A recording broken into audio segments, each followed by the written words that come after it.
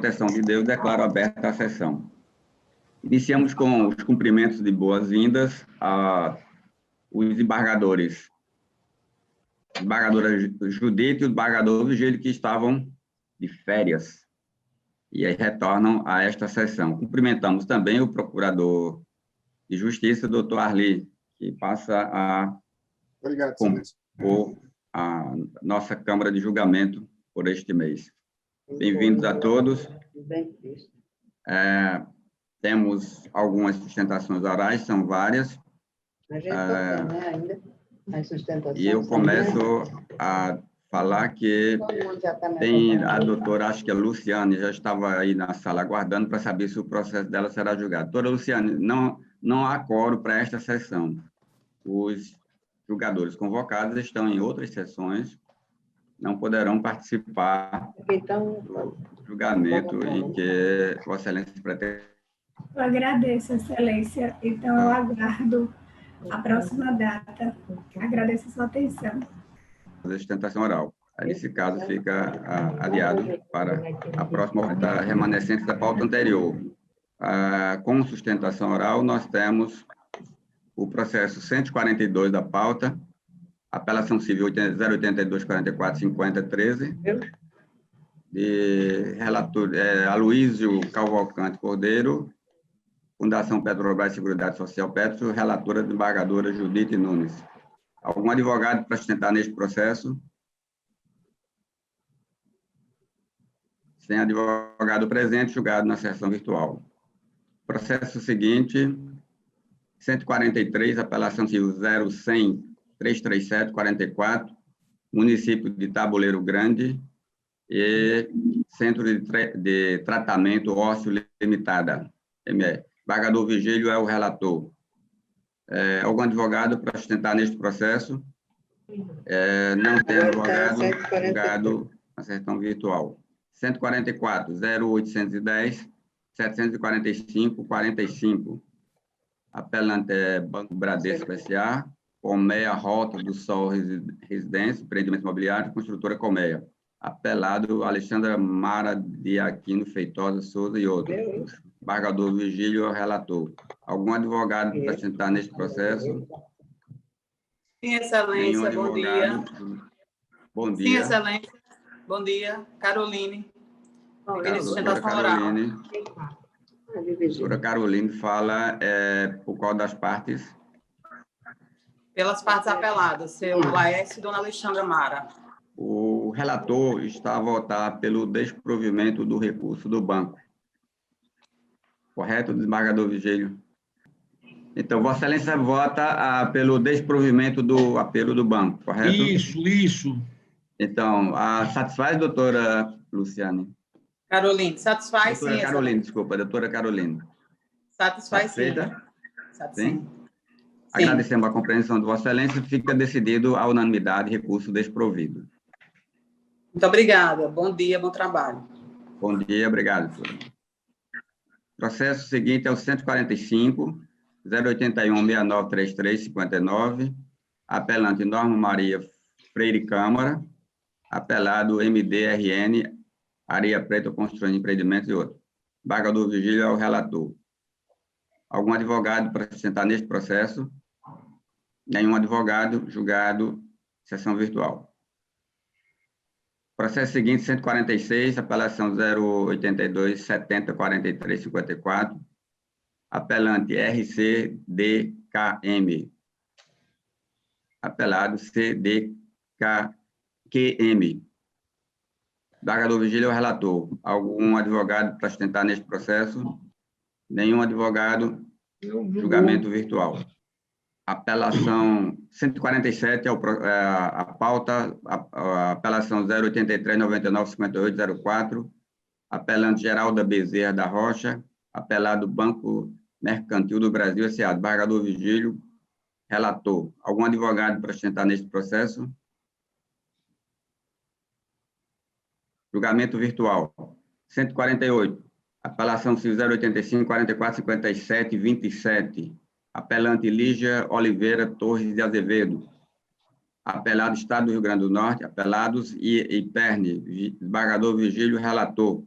Algum advogado para sustentar neste processo? Nenhuma manifestação, julgamento virtual. Presidente, pela ordem. Doutor Renato, pode falar. Deixa eu só fazer uma observação, não é uma questão minha, não, é uma questão do julgamento, da sessão. O sistema do Tribunal de Justiça, ele tem o plenário virtual, e lá a gente consegue ter acesso à pauta do dia. Eu só fiquei sabendo que eu ia ter esse julgamento hoje, porque eu vi no meu processo de agravo, que eu vou ter agora, o julgamento, adiado, e aí eu entrei em contato com Leila, daqui da redação de ata, e ela me informou que ia ter o julgamento. Talvez seja por isso que esteja havendo uma abstenção tão grande de advogados para fazer sustentação oral, porque a gente não estava tendo acesso ao plenário virtual, só para fazer essa observação. Obrigado, doutor Renato.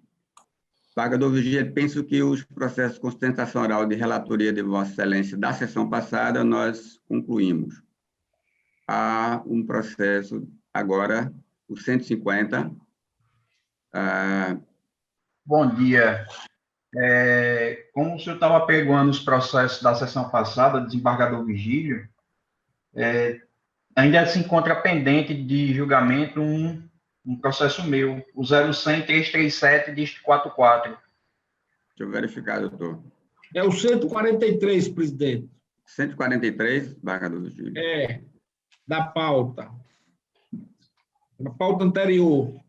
143 foi chamado, o advogado não respondeu. Já foi julgado. Já foi julgado. Eu peço desculpa pela interrupção, deve ter havido alguma falha no som e eu não ouvi, mas agradeço a atenção de Vossa Excelência e desejo um excelente trabalho. Obrigado, doutor Wilson. Então, estamos falando do processo 150, que é o 080, 82, 51, 52, Estado do Rio Grande do Norte, Potim Incorporações Imobiliárias Limitada. Esse julgamento depende de convocação e Esse aqui? Não. a divergência. Então,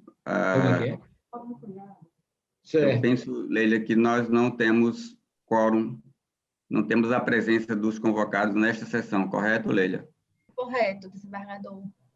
Então, ele fica adiado.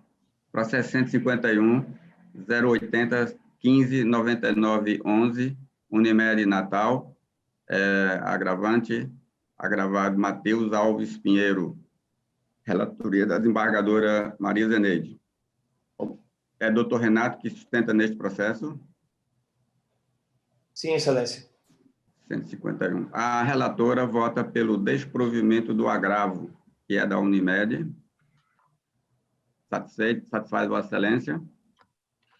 Sim, Excelência, satisfaz. Fica decidido a unanimidade pelo desprovimento do agravo. Muito obrigado, muito bom dia. Obrigado, doutor Renato. 152 é o agravo do instrumento 080, 23, 82, 03. Agravante, Ubiratã Batista de Almeida, agravado, Cleodomar, Gregório Dantas e outros. Relatoria, desembargadora Zeneide. Algum advogado para sustentar neste processo? Nenhum advogado, julgado virtual. 153, agravo de instrumento 080, 82, 47, 07. Agravante, VCMO e agravado LDSVO. Relatora, desembargadora Zeneide. Algum advogado para sustentar neste processo? Nenhum advogado, julgamento virtual. 154, Maria das apelação 0100, 633, 55. Apelante Maria das Graças de Carvalho, apelado Mercantil do Brasil Financeira, e desembargadora Zeneide é a relatora. Algum advogado para sustentar neste processo? Julgamento virtual. 155, é a apelação civil 010, 12, 49, 47. Apelante Maria Ivonilda Cavalcante, apelado Banco Bradesco, Banco Itaú, e Banco Mercantil e Banco Pan. Relatora desembargadora Maria Zeneide Bezerra. Algum advogado para sustentar neste processo?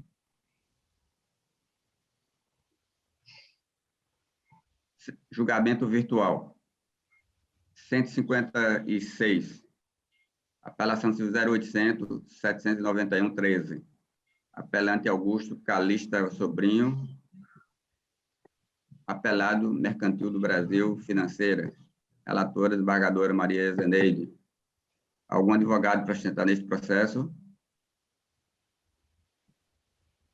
Sem manifestação, fica julgado conforme o julgamento virtual.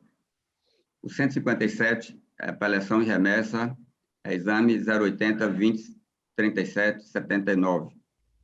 Tem como apelante 5V Brasil S.A., coordenador do município de Mossoró, PROCON. Relatoria desembargadora Zeneide. Algum advogado para sustentar neste processo? Nenhum advogado se manifestou. Julgamento virtual. 158. Apelação civil 080-2646-52. Apelante José Mateus da Paixão e outros. E apelado Unimed Natal. Desembargadora Zeneide é a relatora. Algum advogado para sustentar neste processo? Bom dia, Excelência. Angélica. Estou aqui para sustentar pela Unimed. Vossa Excelência tem até 15 minutos, doutora. Inclusive, eu queria ver se a gente se reunia alguns processos que todos são da mesma matéria para fazer apenas uma sustentação. Não sei dizer se nesta pauta tem. Outro processo tem semelhante. esse e tem o 159, que é o número 080-3482, dígito 90-2020. 08 não. Que é Sim, tem. de relatoria. O número não combina não, viu, presidente? 159 é 080-34, 454. Então, eu acho que é o número de ordem que eu peguei errado. O Mas número 61 da pauta é um deles, desembargador Ibanez. 61. 61. é o 61. E O o 61. outro desembargador Ibanez é o número 105. Leila, além dos que eu indiquei para você ontem por telefone, existe também um outro, um quinto processo, que é o 141 da pauta de hoje. Aí, consta a sustentação, o pedido? Tem a solicitação, já. É o 086-939789. 141, desembargador. 141, isso. São o 105, 141 e o 61 da pauta de hoje. E o que foi chamado agora, e o 080-3482-90 da pauta anterior. Presidente, quais são esses processos? O desembargador Ibanez, eu acho que ele Saiu. Enquanto o presidente entra, eu estou vendo aqui um advogado, João Arthur. Qual é o processo de Vossa Excelência? 080-6984. Não, o número da pauta. 98, desembargadora Zeneide. Qual? 98. Esse aí eu tenho suspensão, viu? 98. É. Aliás, impedimento, viu? 080-6984, dígito 37-2020, é o número do processo. É o 98, é isso, Leila? Isso. Pois não. Tá. Isso aí, pelo menos. Pela ordem, desembargadora Zeneide, Radia aqui falando pela CAERN, nós temos um processo de ordem hoje em 93, só para confirmar se ele está na pauta, por gentileza? Está, sim. Ok. Está na pauta, viu? Agradeço a atenção. Desculpe a falha foi aqui na internet, aqui, em meu computador. Apagou para mim. Voltamos. Leila, já conseguiu localizar os meus 5 processos? Eu passei já os números.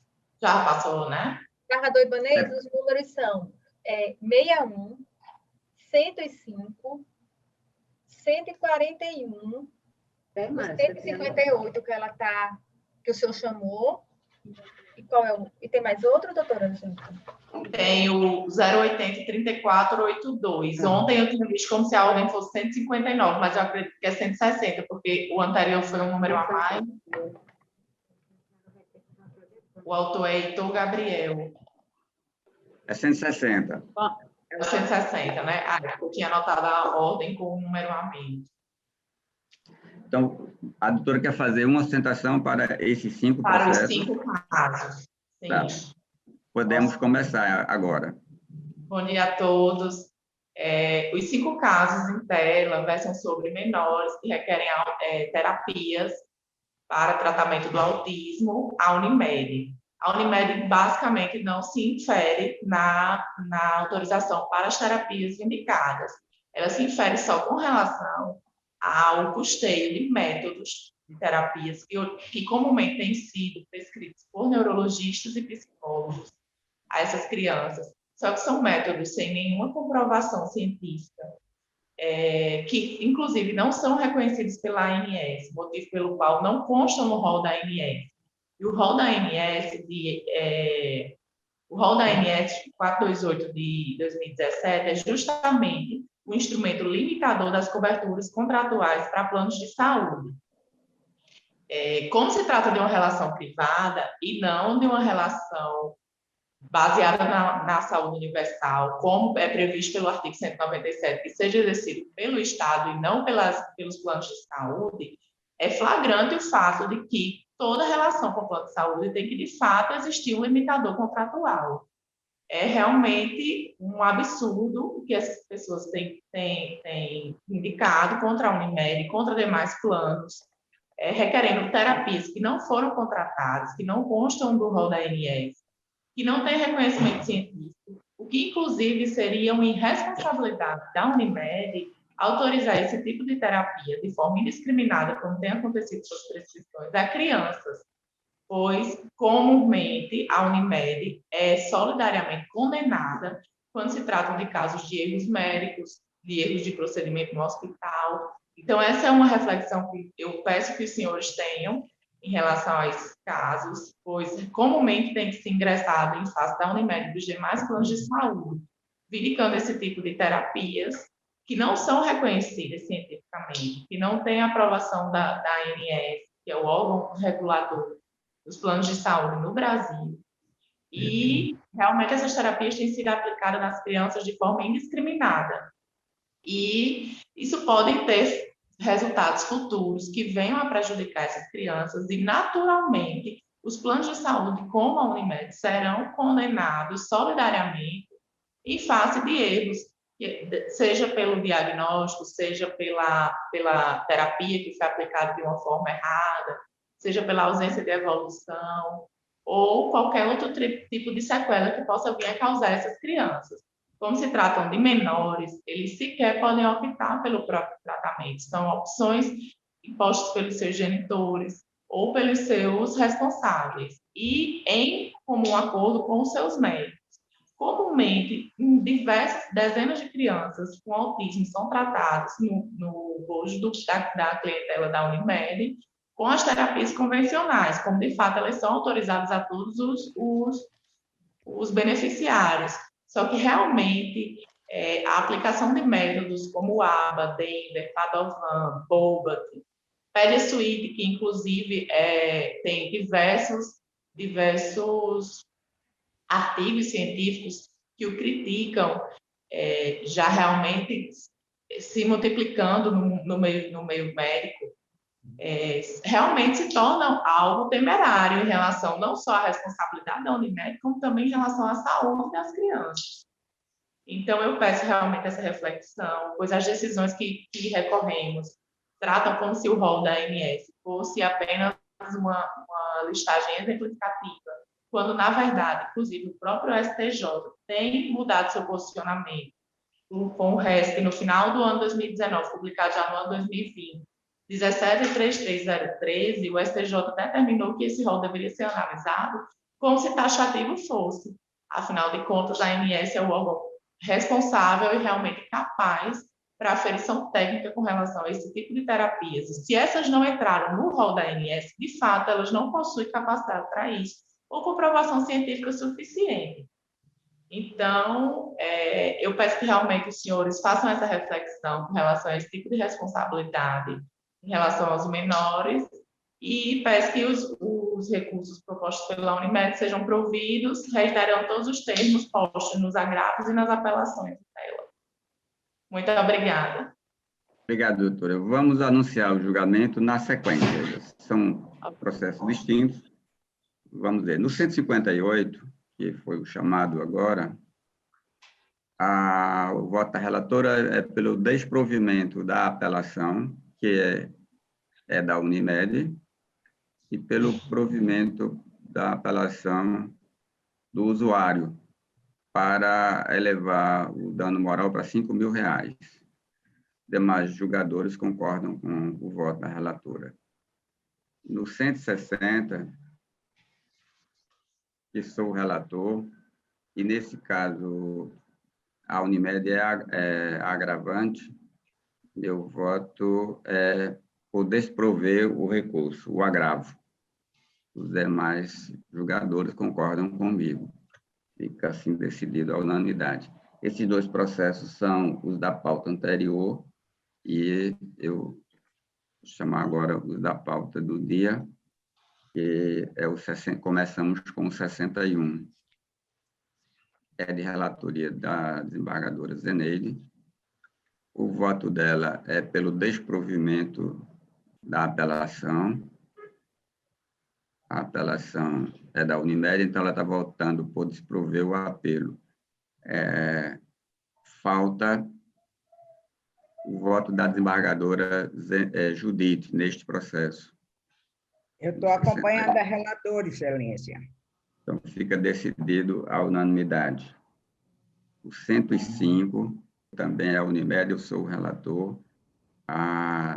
Vou pedir o voto da desembargadora Zeneide, que o desembargador Vigílio alegou suspeição neste processo. A desembargadora Zeneide precisará votar. Está votado, inclusive, aí estou acompanhando Vossa Excelência. Okay. Desprovendo o recurso. Deixa eu só anunciar aqui o resultado. Também é semelhante ao outro que eu acabei de anunciar. Eu voto meu voto é pelo desprovimento do recurso, e aí a unanimidade fica desprovido o recurso. Muito bem. O último é o 141. 141, desembargadora Zeneide, por favor, votar, que o desembargador Vigílio também alegou suspeição. O 141? 141. Eu estou acompanhando parcialmente e estou, com relação só para eliminar, no meu entendimento já esposado nessa Câmara, que é a litigância de concorrente aí, dos advogados. Mas no mérito acompanho. A preliminar.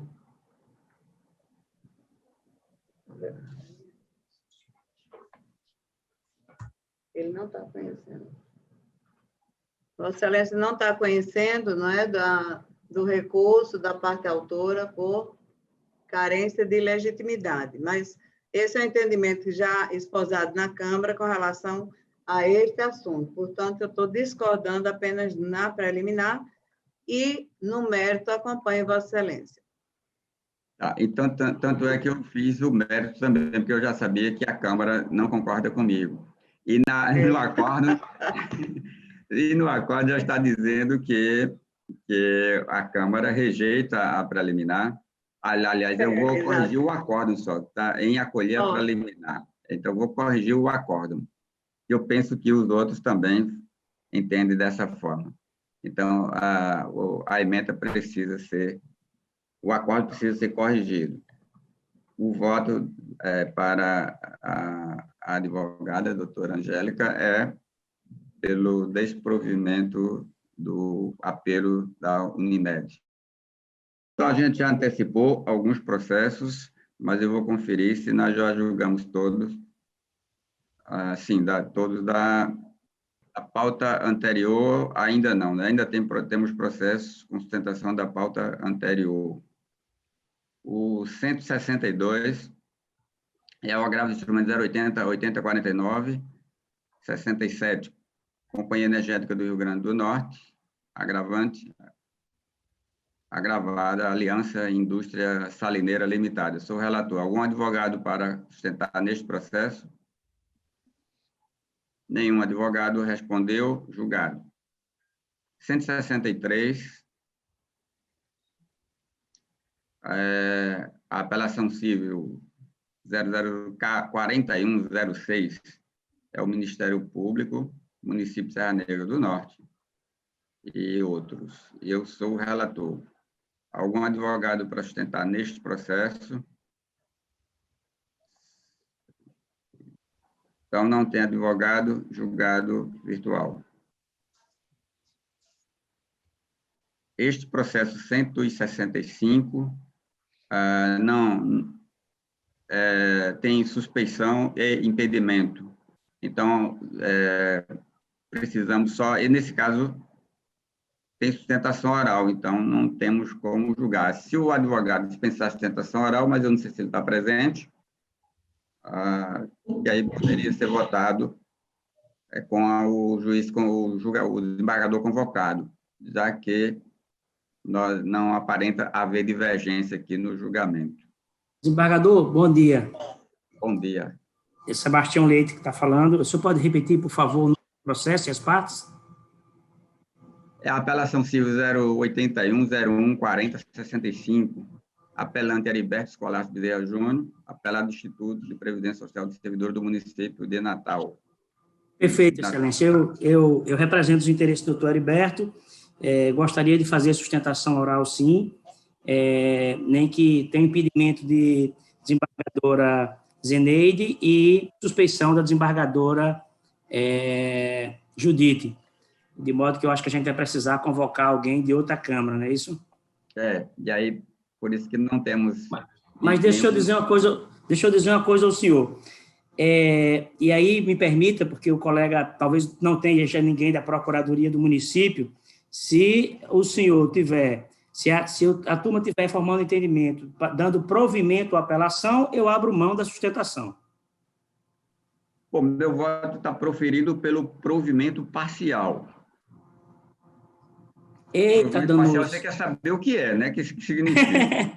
Não disse só alguma coisa, mas não disse muita.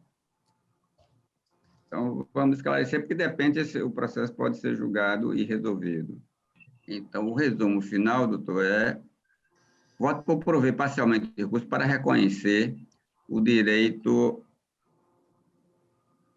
ao abono de permanência a partir de 6/10/2017, até a data de aposentadoria do servidor em 30/9/2020. 17? 6/10/17. De 6/10/17 a 30/9/20. É uma diferença só questão de tempo. Eu estou conferindo aqui, me permita só, eu estou conferindo aqui, estou olhando a ficha funcional dele, e eu estou vendo aqui só essa questão do prazo que Vossa Excelência está assinando, mas eu abro mão da sustentação e explico, porque se houver alguma divergência com relação à diferença de data, eu vou buscar corrigir através do embargo de declaração, já que Vossa Excelência, no ponto principal, está deferindo o pedido. Modificando a decisão do primeiro grau e está majorando os honorários? Aí, assim, eu faço a redistribuição da sucumbência. O senhor redistribui a sucumbência no sentido de diminuir, na verdade, os honorários sucumbenciais? 80% para o município, 20%, porque o recurso foi provido parcialmente. Sim, senhor. Então, posso... 80%, deixa eu entender. 80%, perdão, excelência. Deixa eu só entender a questão dos honorários, por favor, para ficar bem claro. O senhor está condenando o município a pagar 80%, é isto? É isso, porque o recurso é provido parcialmente, mas na maior parte. Então, 80% de sucumbência para o município pagar. E, como não foi provido na integralidade, 20% que foi o que ele não conseguiu obter de êxito no recurso. Excelência, eu prefiro tentar fazer uma sustentação oral, prefiro, apesar de Vossa Excelência ter adiantado o voto, eu gostaria de poder ter a oportunidade de trabalhar mais os votos dos outros colegas, para a gente ver se eu consigo melhorar esta situação. Levou vantagem, doutor, porque já viu o meu voto. Mas é pouca diferença, Excelência. Eu vou conferir a questão das datas. Vossa Excelência falou em 2017. Porque eu considero que a data do pedido, que quando ele formulou o pedido, não é na data do pedido. A administração tem 60 dias para analisar o pedido. Aí, eu considero a indenização depois dos 60 dias. Ah, tá. Tá certo. Ok. Então, mantemos o julgamento ou adiamos? Adiamos. Tá. Muito obrigado, desembargador. Muito obrigado, senhor. Tenham todos um bom dia. Bom dia. Próximo processo.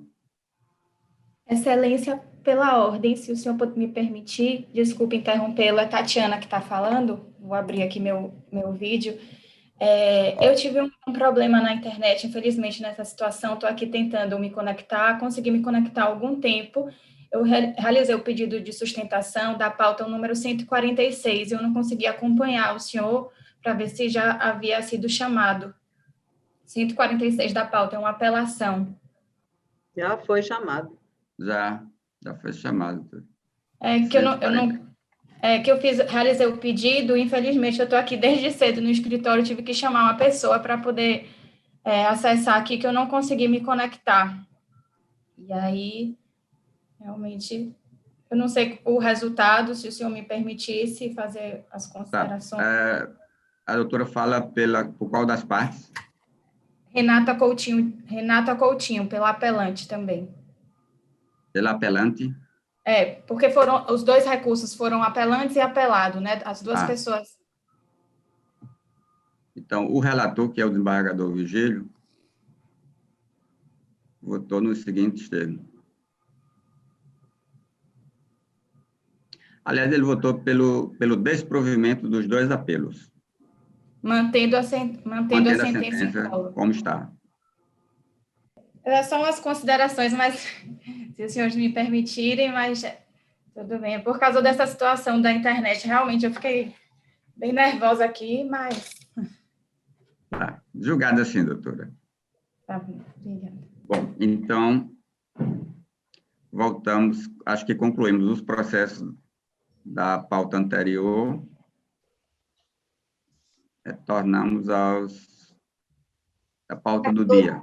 Desembargador, só uma pergunta. O senhor chamou 161? Qual? 161, 161? 161 chamei. Chamou, não. Não?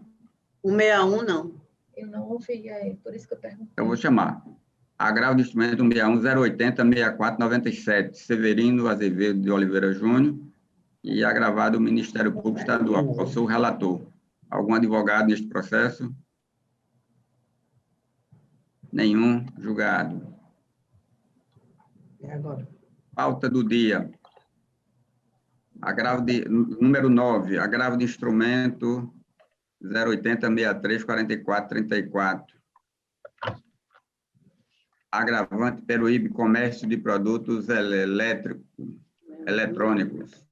E agravado Estado do Rio Grande do Norte, desembargadora Zeneide, a relatora. Algum advogado para sentar neste processo?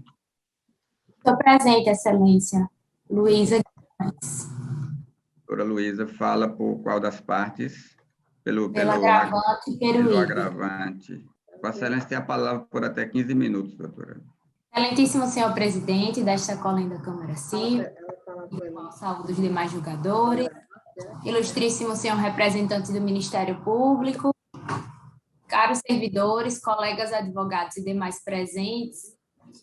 Excelências, o recurso em questão se volta contra a decisão proferida em execução de título extrajudicial, por meio da qual o juízo ACOL determinou a suspensão do feito devido à oposição de embargos à execução, os quais, todavia, são claramente intempestivos. O que aconteceu nesse caso foi o seguinte: Em 2014, a Polícia Militar do Estado do Rio Grande do Norte firmou um contrato com a Agravante para aquisição de lubrificantes, filtros e outros equipamentos para veículos.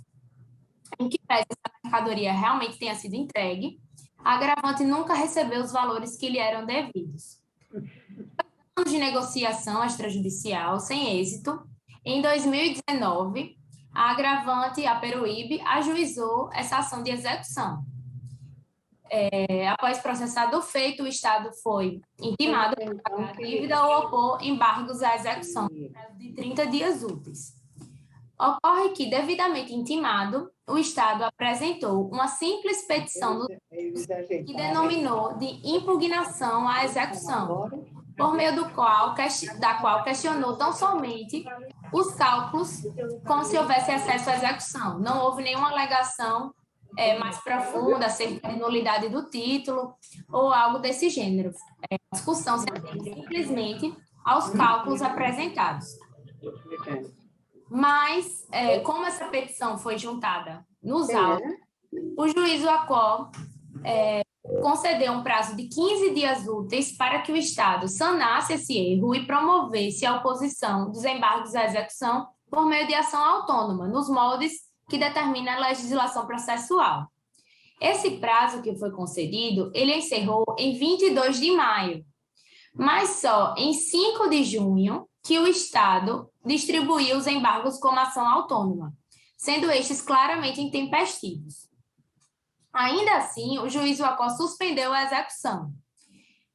A Peruíbe, então, peticionou aos autos, chamando atenção para o erro material, porque os embargos eram intempestivos, mas o juízo não se retratou. Manteve o entendimento da suspensão da execução, sob o argumento de que o prazo concedido para a formalização dos embargos através de ação autônoma não apresenta natureza peremptória, de modo que o fato da formalização dos embargos através de ação autônoma não ter sido realizada dentro do prazo concedido não os torna intempestivos. Excelências, esse entendimento não merece prosperar. Primeiro porque os embargos à execução deveriam ter sido distribuídos desde o início como ação autônoma. Não há previsão legal para a concessão de um novo prazo ao agravado ou o aproveitamento do protocolo dessa petição denominada impugnação. O Código de Processo Civil é claro em seu artigo 914, parágrafo 1º, de que o meio de se opor à execução é por meio de embargos, e não há espaço interpretativo para que o executado protocole uma simples petição se opondo ao título exequendo.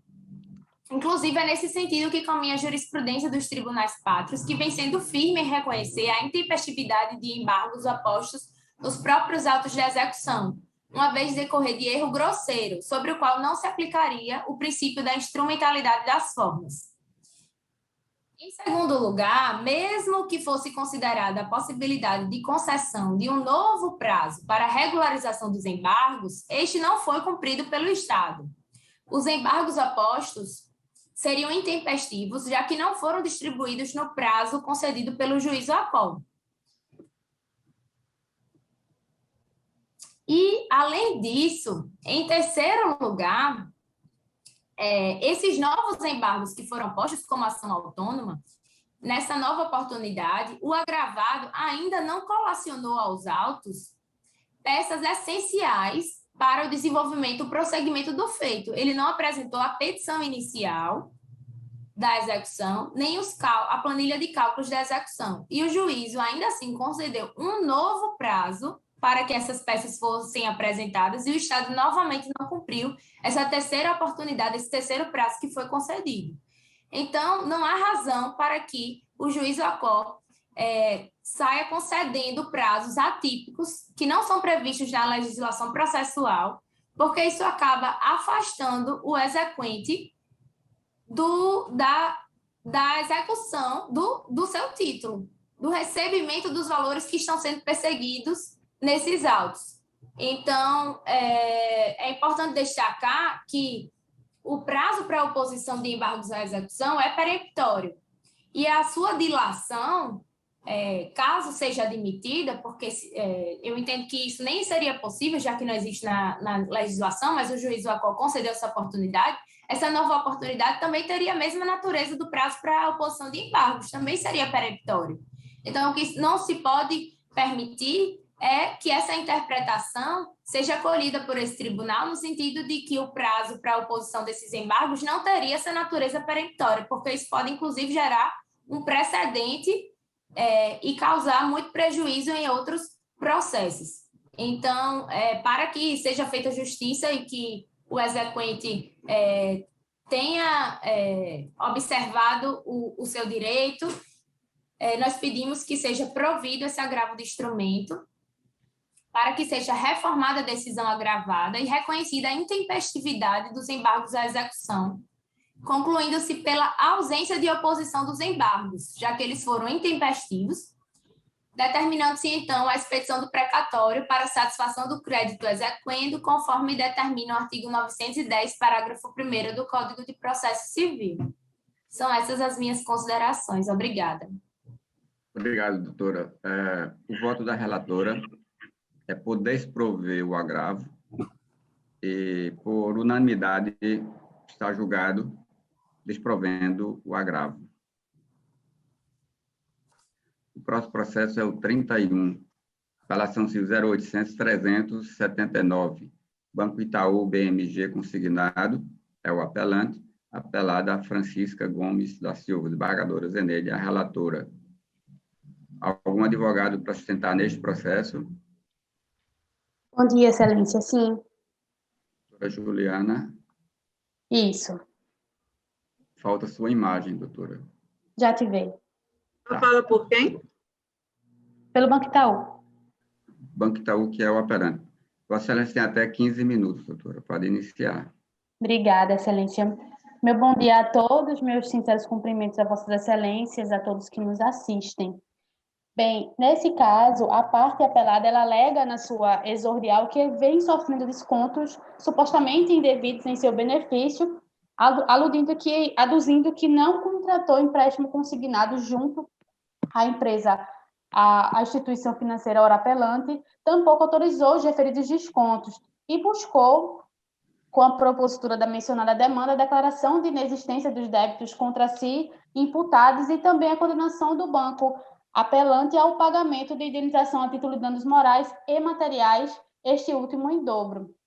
Na sentença, o doutor juiz Wacol, ele julgou parcialmente procedente a ação, declarando a inexistência do contrato de empréstimo, condenando o banco recorrente a restituir em dobro as quantias que foram descontadas na conta ou no benefício previdenciário da parte apelada, acrescido de juros de mora de 1% ao mês e condenou também ao pagamento de R$3.000 a título de danos morais e determinou a compensação do valor que foi, de fato, creditado na conta da parte autora, ora apelada, desse valor da condenação.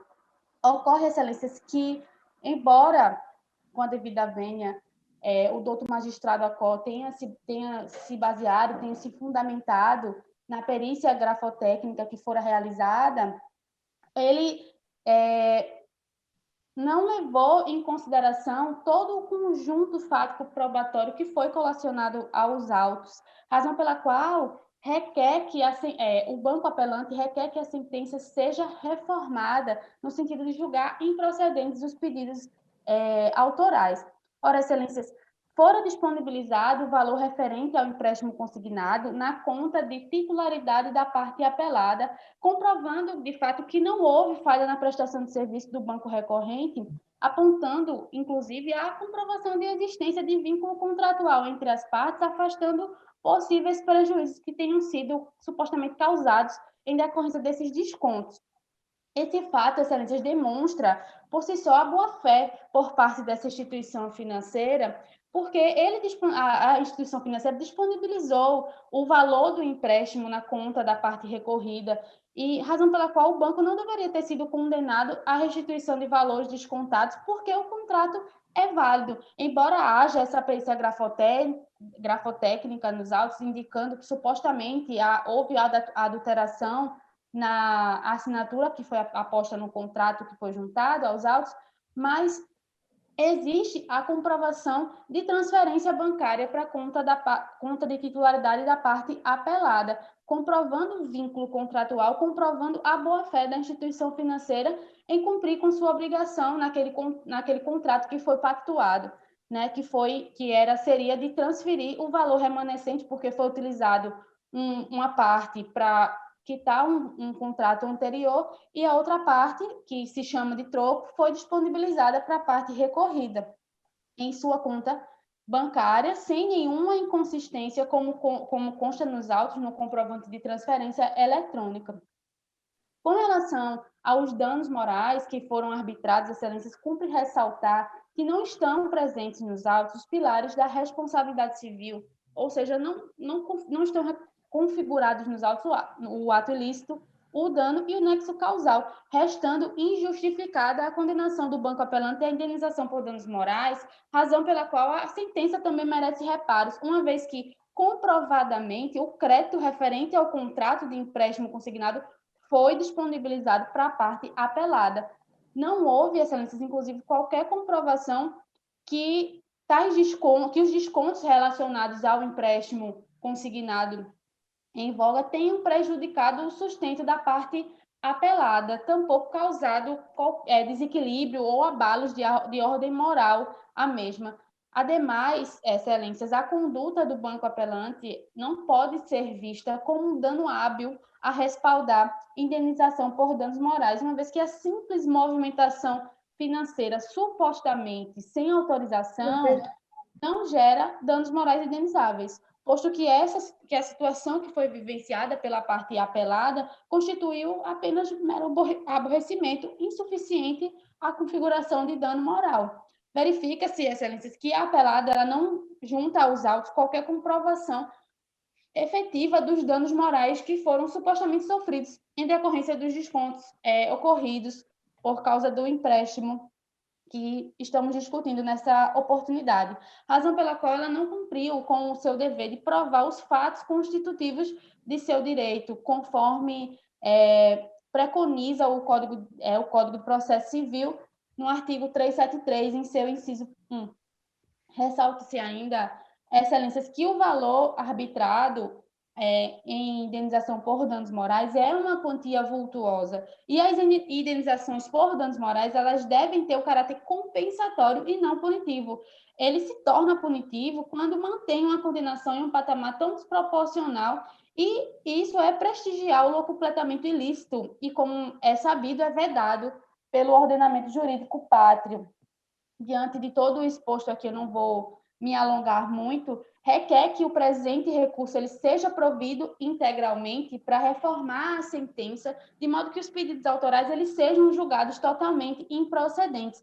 Mas em atenção ao princípio da eventualidade, caso não seja este o vosso entendimento, que ao menos a sentença seja modificada para reduzir o valor da indenização por danos morais que for arbitrado pelo juízo ACO, de maneira que a mesma ela seja fixada dentro dos princípios de razoabilidade e proporcionalidade, princípios esses condizentes com o ordenamento jurídico pátrio, e também que seja afastada a reparação em dobro do pagamento da indenização de danos materiais. É o que requer. Obrigada. Obrigado, doutora. O voto da relatora é por desprover o recurso do banco, e acompanhado pelos demais julgadores, fica decidido a unanimidade. Obrigada, excelência. Bom dia. Bom dia. O processo seguinte é o 46, apelação civil 080 324260. Apelante Ubirajara Medeiros, apelado Bruno BDM Medeiros ME. Embargadora Zeneide e a relatora. Algum advogado para sustentar neste processo? Sim, excelência. Caroline. Doutora Caroline fala por qual das partes? Pelo senhor Ubirajara, que é o apelante. Tem uma matéria preliminar, então eu penso que é melhor Vossa Excelência fazer a sustentação oral, porque tem dois aspectos aí, a questão processual em preliminar e o mérito para a gente discutir, tá bom? Por favor, pode iniciar a sustentação. Ok. Obrigada, Excelência. Bom dia a todos. Excelentíssimo senhor desembargador presidente, na pessoa de quem eu cumprimento os demais excelentíssimos senhores desembargadores, servidores e colegas presentes. Antes de tudo, desejo um bom dia de trabalho sob a proteção divina. Eu vou tentar ser bem objetiva nessa sustentação. Essa apelação foi interposta pelo senhor Birajara, que é o autor da ação. Basicamente, seu Birajara ele comprou um carro, um veículo Vitara, junto à loja Porto Veículos, que é ré apelada. Então, logo comprou o carro, colocou o carro no nome, como ele costuma sempre fazer, colocou o carro no nome dele, e esse carro começou a apresentar defeitos, de modo que ele devolveu o carro à loja, né? Em troca, recebeu um outro veículo, e a loja Porto Veículos, que é a apelada, ela se comprometeu a recolocar o carro em seu nome, consertar o veículo e só então vendê-lo a terceiros, o que não aconteceu, certo?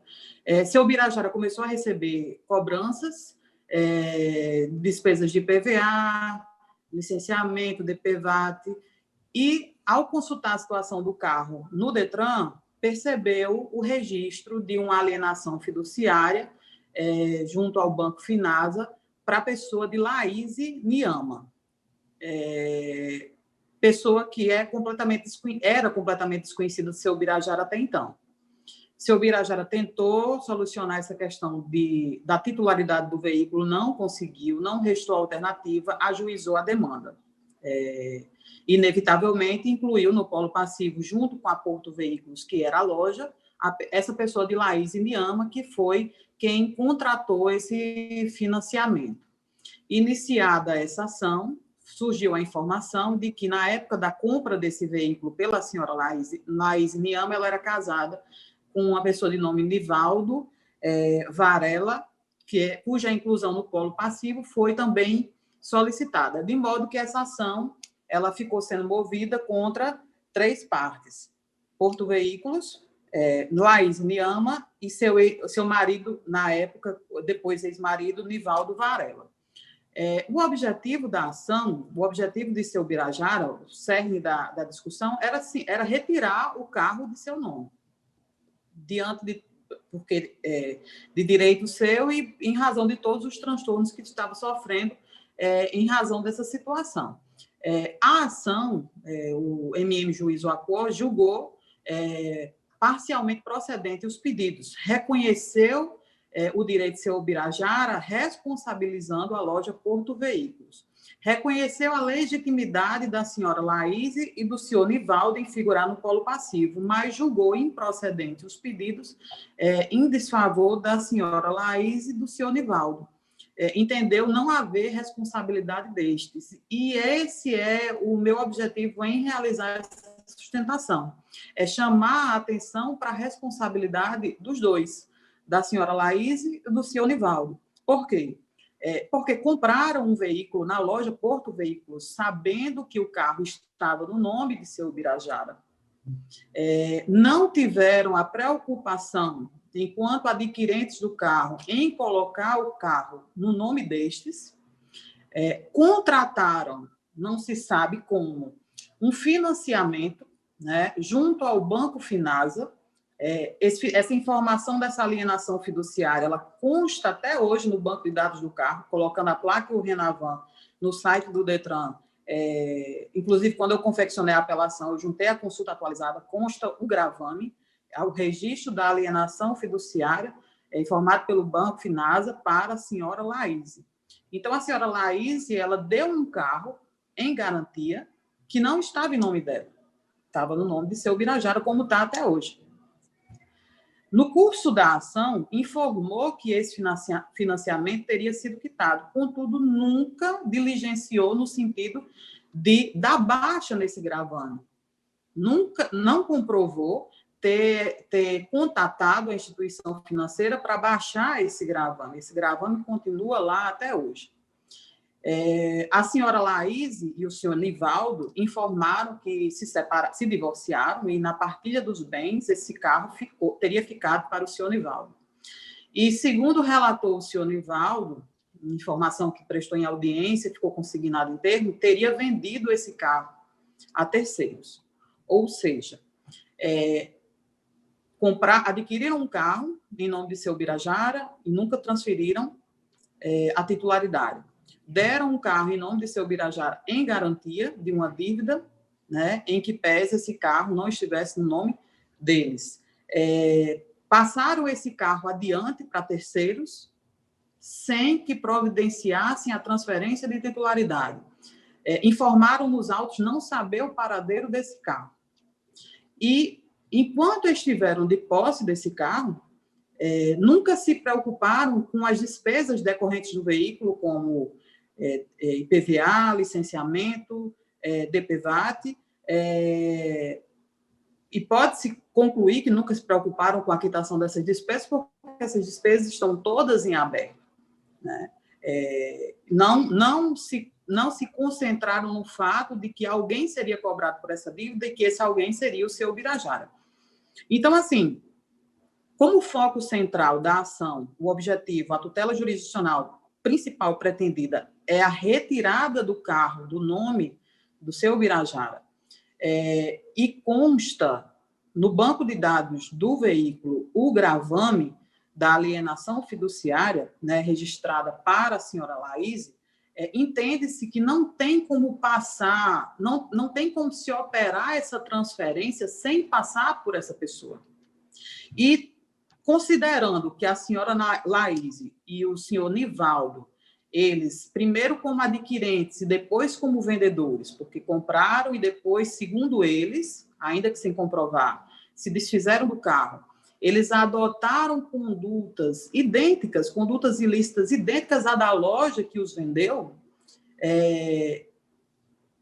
sustenta o apelante que tanto a senhora Laís como o senhor Nivaldo são igualmente responsáveis. São igualmente responsáveis pela obrigação de fazer, no sentido de modificar a titularidade do veículo, como de reparar os danos provocados ao senhor Birajara.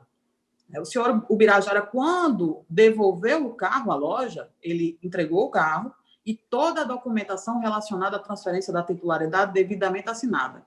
A transferência nunca foi efetivada.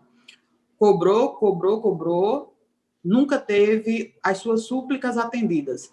A loja vendeu e a senhora Laís e o senhor Nivaldo compraram o veículo na mesma situação, o carro ainda estando em nome do senhor Birajara.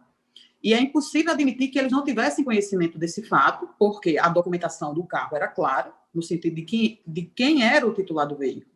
É impossível admitir que eles não soubessem que estavam dando, quando contrataram o financiamento para comprar o carro, que eles estavam dando em garantia um veículo que estava em nome de terceiro. Assim, quando se contrata um financiamento, assina-se um contrato, fornece documentação, né? E a documentação era clara no sentido de quem era o titular da dívida. Se houvesse uma cobrança pela instituição financeira em razão de um inadimplemento desse financiamento, o alvo dessa cobrança teria sido o seu Birajara. Então, o objetivo aqui da sustentação é chamar a atenção para o fato de que não apenas a empresa, a loja, a Porto Veículos, que negociou o carro, é responsável, mas que a senhora Laís e o senhor Nivaldo também são. Inclusive, repito, a senhora Laís, ela figura no banco de dados do veículo junto ao Detran, no gravame, no registro da alienação fiduciária, informada pelo Banco Finasa, e nunca diligenciou junto à instituição financeira para dar baixa nessa restrição. Então, como é possível transferir um veículo sem passar por essa pessoa? Né? Então, essas são as razões dessa sustentação, chamar a atenção para esse fato, né, e requerer o provimento da apelação para a reforma parcial dessa sentença originária neste aspecto. né? No sentido de que não só a responsabilidade da Porto Veículo seja reconhecida, mas que a responsabilidade da senhora Laís e do senhor Nivaldo, que inclusive foi revel, também seja reconhecida, excelência. Obrigado, Lura. O voto da relatora resolve parcialmente a questão, a meu ver. Diz o dispositivo do voto. Com estes fundamentos, rejeita a preliminar de ofensa à dialeticidade, mas acolho a de inovação recursal, conhecendo apenas parcialmente do apelo para julgá-lo parcialmente procedente, condenando Bruno B. D. M. Medeiros, M.E., a indenizar moralmente o apelante em R$ 8.000 e determinar, na eventualidade de descumprimento da obrigação, que o DETRAN providencie a troca de titularidade do veículo para o nome da referida empresa. E aí, com o resultado do recurso, afasta a sucumbência recíproca entre o autor Bruno B. de Medeiros, a quem competirá, portanto, a Bruno, o pagamento integral dos honorários em favor daquele, bem como majoro a parte da sucumbência em favor de Laís Niama, de 10% para 12%. Esse é o voto da relatora, que, na fundamentação, Vossa Excelência verá em seguida, ficará disponibilizada para consulta pública. E os demais julgadores concordam com esse decidido à unanimidade. Muito obrigada. Obrigada, bom trabalho. Obrigado. Processo 61, apelação 08-16-513-49. Já foi, presidente. 61. O 61 já foi. Tá, perfeito, doutor, naquela preferência. Então, 93, apelação civil 080-80-407-33. Companhia de Águas e Esgotos Rio Grande do Norte, Ana Carolina, advogada, apelado Crash Construções de Serviços Limitada, Bargadora Zeneide, a relatora. Algum advogado neste processo? Pela CRM, excelência. Pela Crash também, excelência. Começamos com a apelante, o advogado da companhia, da CAERN. Excelência, bom dia a todos. Quem está falando, eu não estou vendo a câmera. Dia, excelência. Radi. A câmera está ligada, não sei se está havendo algum problema aí. Não, estamos a ver. Excelência, a câmera está ligada, agora eu estou vendo que minha imagem não está refletindo. Não sei se está havendo algum problema técnico aqui no momento, certo? Deixa eu tentar novamente aqui. O senhor me escuta, excelência? Estou ouvindo. Sim. A imagem não aparece, né? Pelo jeito. Até agora não, mas nós Posso continuar? Pode continuar e você fica tentando. Se aparecer daqui no curso da sustentação, nós veremos. Tudo bem. Serei muito breve, inclusive, certo? Pois não. Cumprimento Vossa Excelência, cumprimento os demais embargadores, representante do Ministério Público, a eminente relatora, e demais colegas advogados e pessoas presentes.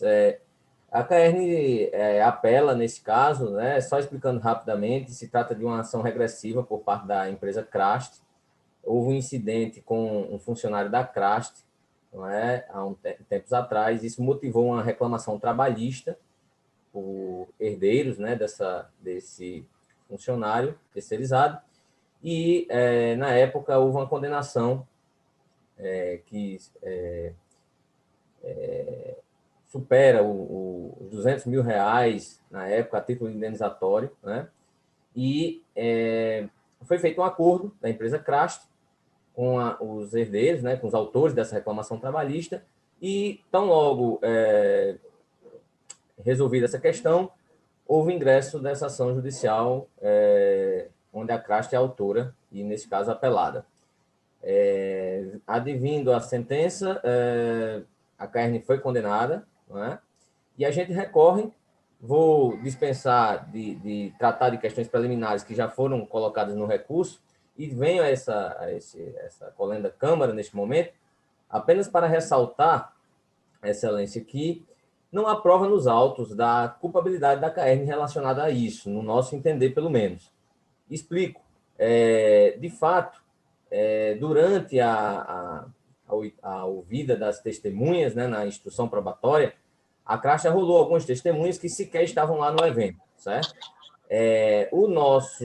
A testemunha rolada pela CAERN indica, efetivamente, toda a tese de defesa que foi levantada pela CAERN, ou seja, de fato, havia o ESG, o senhor João Paulo, que infelizmente acabou falecendo lá no local.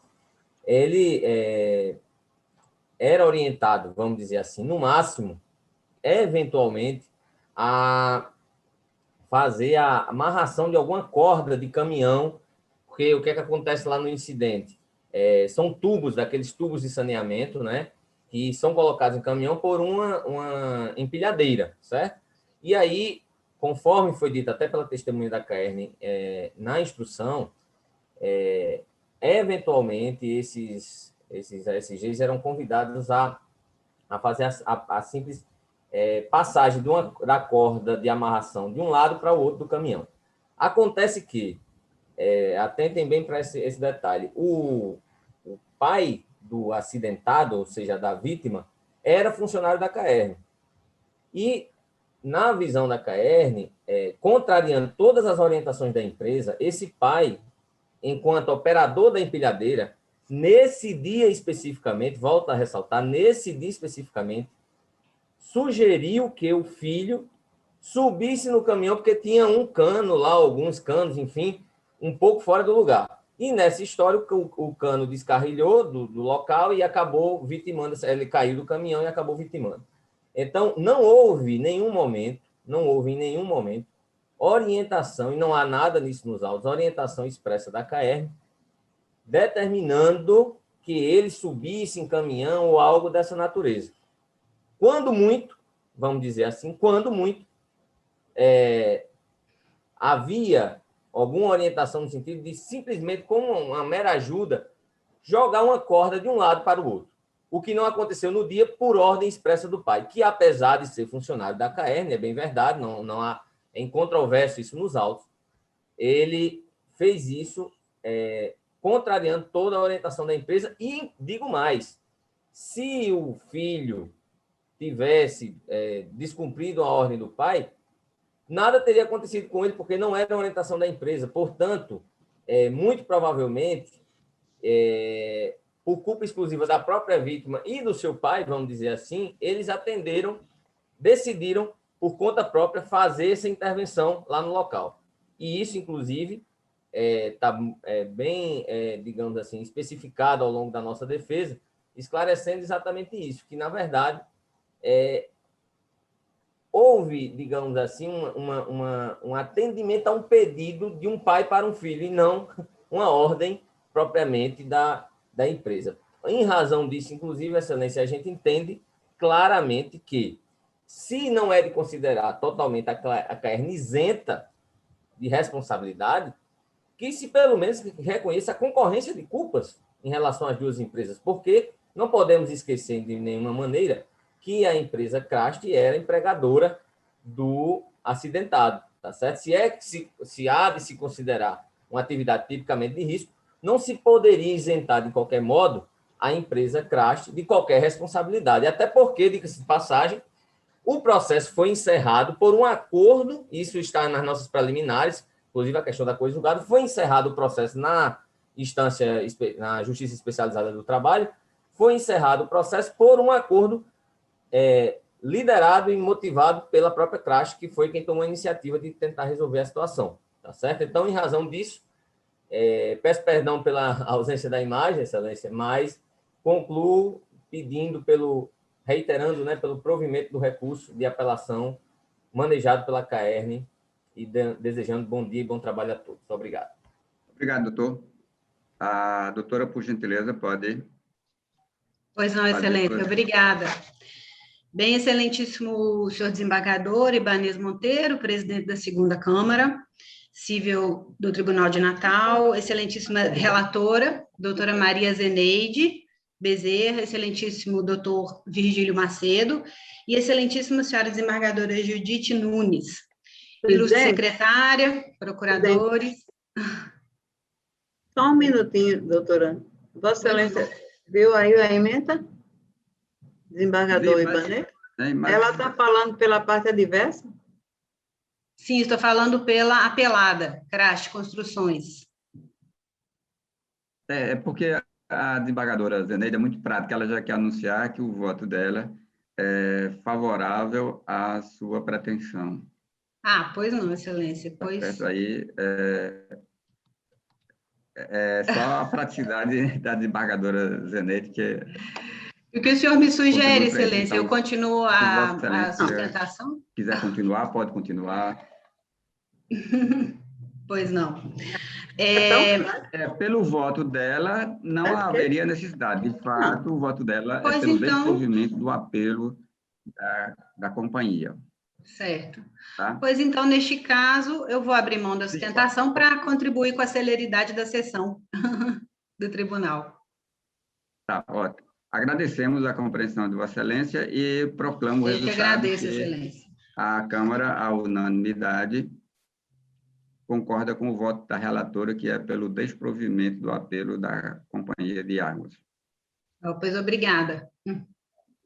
As Excelências. Um bom dia, bom trabalho, Excelências. Obrigado. Temos agora o 98, o agravo de instrumento 080-6984-37, agravante Gabriel Braga Barreto Bezerra, e agravado Unimed, esse 90 não foi julgado. 98, de minha relatoria. Algum advogado presente para sustentar?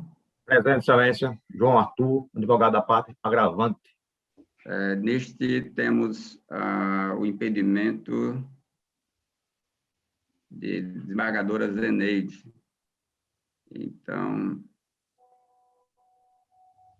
não altera porque os demais jogadores já são da composição normal. Vossa Excelência fala por Gabriel, pelo agravante? Agravante. Tá, tem até 15 minutos, doutor. Excelentíssimo presidente desta Câmara, excelentíssimo desembargador relator, doutor Ibanez, demais desembargadores e representantes do Ministério Público. O presente recurso trata de cumprimento de decisão de tutela de urgência negado pela decisão agravada. Vossa Excelência julgarão o pedido de uma criança autista, clamando por tratamento adequado para o seu desenvolvimento. Essa criança, Excelência, um dia será adulta e não terá seus pais para sempre. E tudo que seus pais querem é que o seu filho consiga ter a chance de ser minimamente independente no futuro. E isso só ocorrerá com tratamento de profissionais capacitados.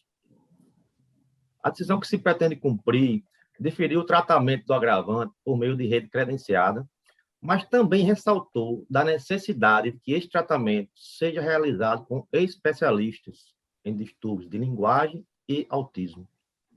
Então, vou pedir vênia para citar rapidamente só o dispositivo da decisão que se pretende cumprir. Diante do exposto, defiro em parte a liminar, a fim de obrigar a ré Unimed Natal a custear, por tempo indeterminado ou ulterior deliberação, o tratamento multidisciplinar do autor, Gabriel Braga Barreto Bezerra, de modo contínuo e semanal, conforme prescrição médica, ou seja, com equipe multidisciplinar composta por fonoaudiólogo especialista em distúrbios de linguagem e com atuação em transtorno do espectro autismo, terapia com integração sensorial, psicólogo e psicopedagogo. Portanto, Excelência, fica claro aqui que o tratamento deferido da decisão liminar deve ser realizado por profissionais especializados no tratamento com autismo. Em seguida, a decisão ainda complementa. O tratamento pode ser oferecido por meio da rede referenciada da empresa requerida ou ainda por meio de profissionais de livre escolha do autor, na hipótese de inexistência da rede credenciada com a aptidão específica requerida. Portanto, trata-se de uma ressalva aqui, certo? Com relação à forma do tratamento. Eu estou ciente de que a jurisprudência dominante e atual dos tribunais superiores afirma que o tratamento de autistas deve ser concedido por profissionais da rede credenciada dos planos de saúde. Deixo claro que isto não é o que está sendo combatido. O que se pede é para que seja observado que essas mesmas jurisprudências apontam ressalvas quanto à inaptidão técnica de profissionais ofertados pelos planos, apresentando soluções excepcionais para que o tratamento seja mantido, como é o caso aqui examinado. Não se busca, Excelência, o pagamento a todo custo por profissionais particulares, mas apenas que a Unimed ofereça o tratamento com profissionais capacitados, com especialidades comprovadas, assim como um doente cardíaco busca um cardiologista, um paciente com câncer busca um oncologista e não um generalista, como tenta fazer a Unimed com os pacientes autistas. A decisão agravada, com devido respeito, alegou de forma genérica que a Unimed provou a oferta de clínica credenciada para o tratamento da criança e que o agravante deixou de provar a ausência da capacidade dos profissionais credenciados. Ora, Excelência, trata-se de prova negativa, impossível de ser produzida pela criança, e não tem qualquer vínculo que obrigue os profissionais a apresentarem tais provas. Mas, ainda assim, mesmo considerando toda a dificuldade, né, os pais da criança notificaram a Unimed, entraram em contato com os profissionais, pedindo a comprovação dessas especialidades, e eles não foram atendidos nesse objetivo. Consta no processo, inclusive, uma notificação, né, que comprova o alegado, né, que eles tentaram realmente ainda obter acesso a essa comprovação da certificação da especialidade, mas ainda assim eles não foram atendidos. A decisão monocrática, que negou a tutela de urgência recursal, seguindo a mesma linha de entendimento da decisão agravada, se limitou a afirmar que o agravante não acostou prova da ausência da capacidade dos profissionais credenciados. Mais uma vez, Excelência, trata-se de prova de produção impossível por parte do agravante, que não detém meios para tanto. Por isso que deve ser considerada a teoria da distribuição dinâmica do encargo probatório, pois somente a Unimed é quem detém meios para demonstrar a especialidade dos profissionais contratados para a sua rede credenciada.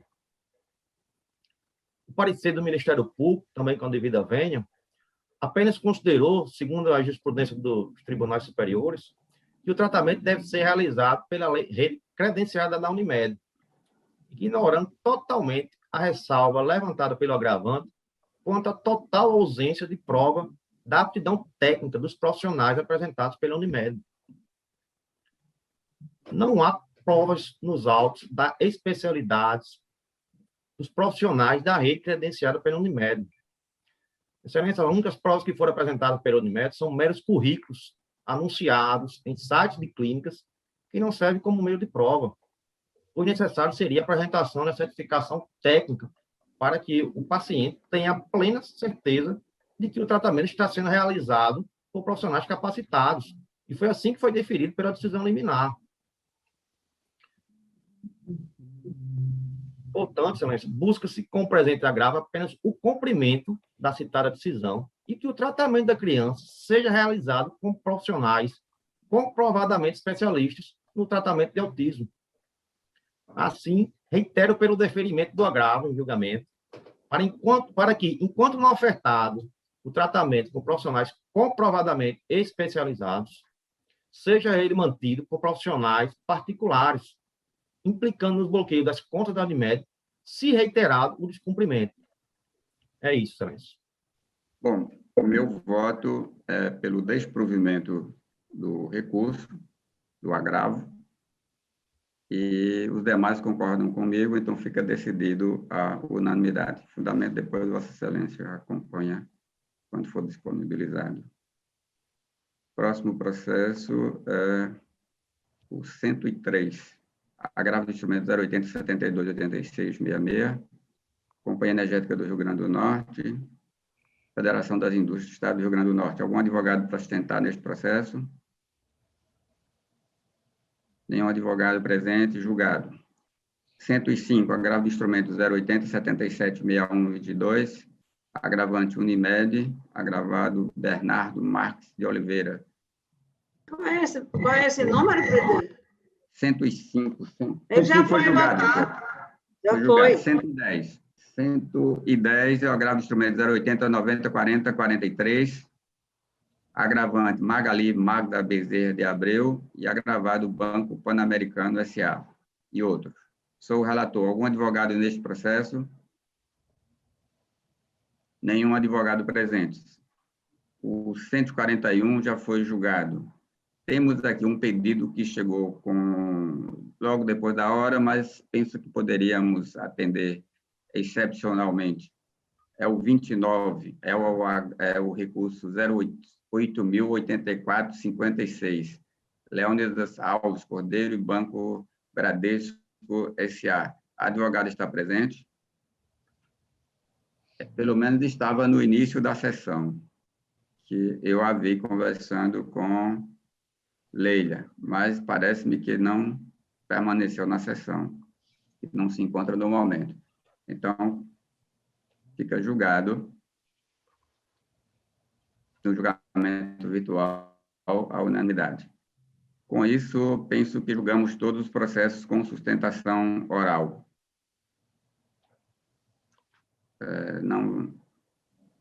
Não consta aqui em minhas anotações mais processos com pedido de sustentação oral a ser julgado. Temos, então, concluído o julgamento com sustentação oral.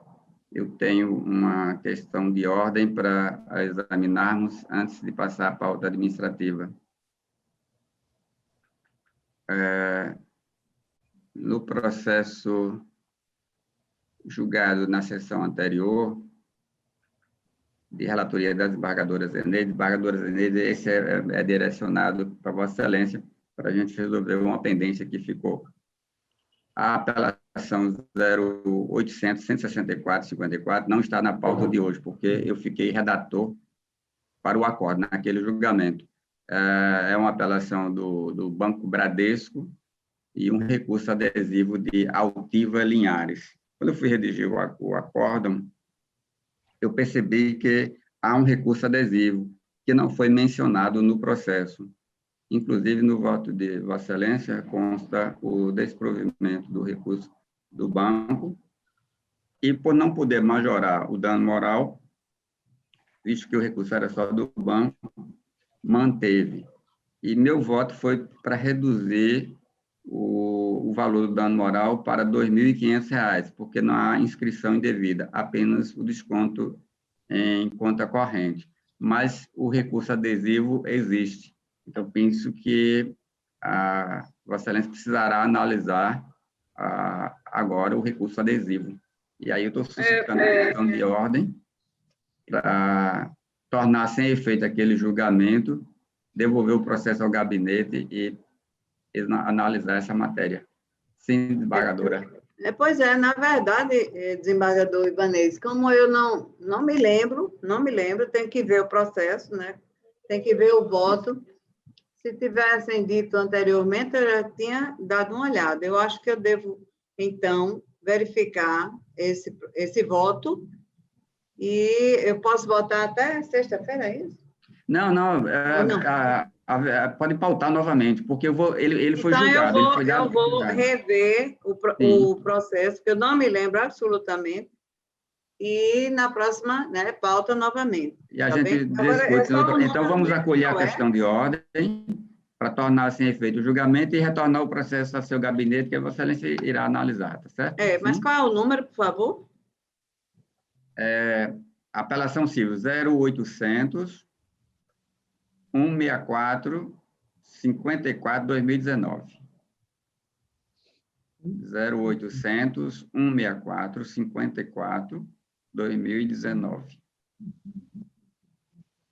Tá.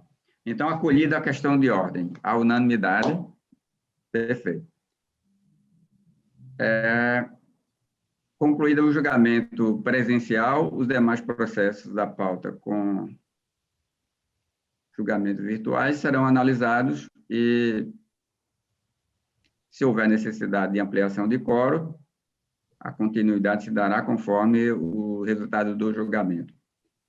Quero registrar agora, na parte administrativa, que na outra sessão nós esquecemos de registrar a homenagem a 2 aniversariantes, os desembargadores Cristóvão e Rafael, porque eram em seguida, só que a primeira sessão deste mês não foi presencial, então eles aniversariaram no final de janeiro, mas essa é a primeira sessão presencial que nós realizamos este mês, então quero propor as homenagens aos 2.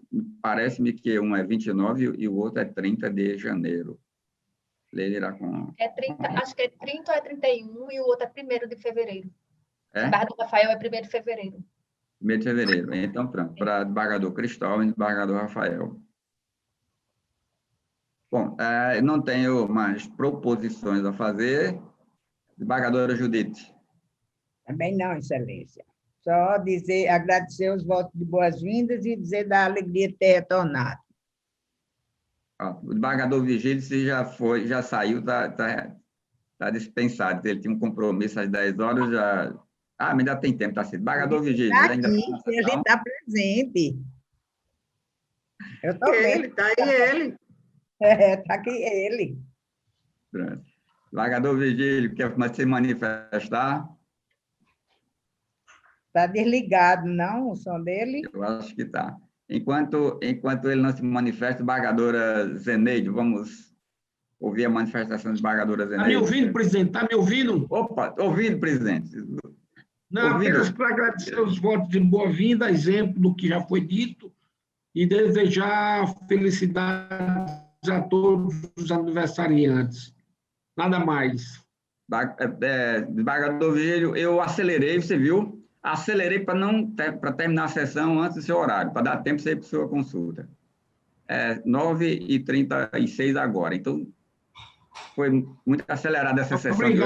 Muito obrigado, presidente. Nós tínhamos muitos processos com sustentação oral, eu achei que não ia dar tempo, mas conseguimos.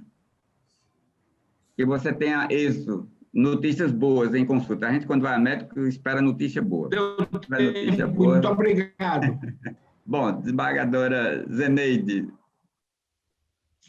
Ai, que alegria ver minha querida Judite, Vigílio, doutor Arli, que fica sempre embelezando, alegrando as nossas sessões, né? É mais adequado. Eu fico muito feliz de estar nessa Câmara.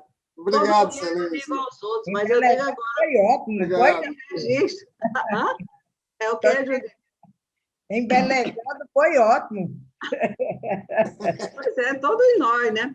Mas eu fico feliz por essa celeridade, essa racionalidade que o nosso presidente faz nessas sessões. Isso é uma beleza, é fantástico.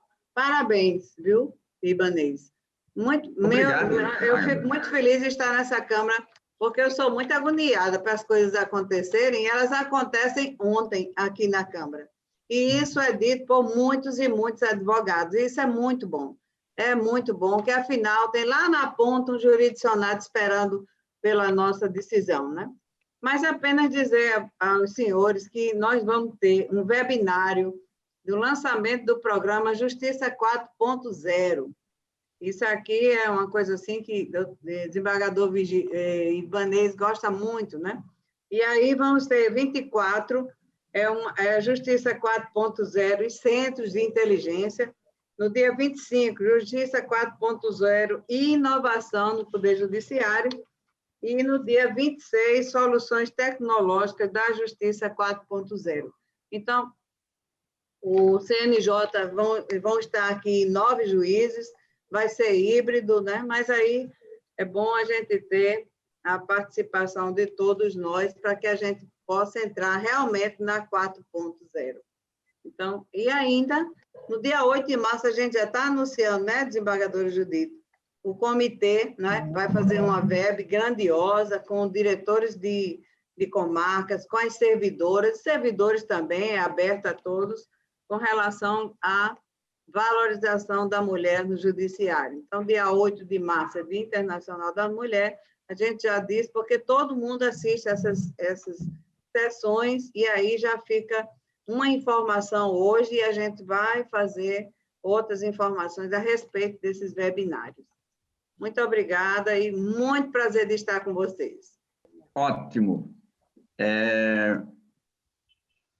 Eu fico entusiasmado com essa matéria que Vossa Excelência está trazendo. O CNJ fará esse trabalho aí, para ver se a gente tem, finalmente, um sistema que funcione melhor para nós. Nosso sistema, eu vou dizer, me preocupa muito por conta das dificuldades que ele apresenta.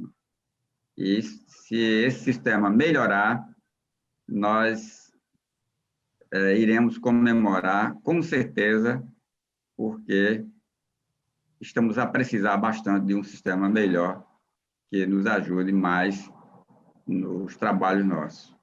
Eu esqueci, presidente, de dizer a Vossa Excelência que a CETIC já está trabalhando no sistema do NUGEP.